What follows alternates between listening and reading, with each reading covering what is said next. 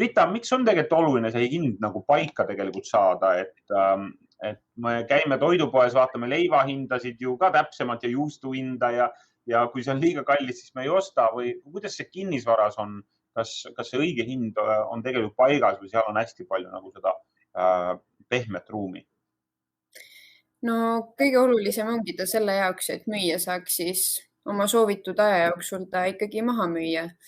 Et kui ta hind on liiga kõrge, siis paratamatult see müügiprotsess venib hästi pikaks ja võib selle aja jooksul juba palju negatiivseid emotsioone tekkida, et tuleb ostjatelt sellist vastukaja, et võiks ikkagi alla tulla hinnas, aga samas omanik võib-olla ei taha, et tal on emotsionaalne side sellega.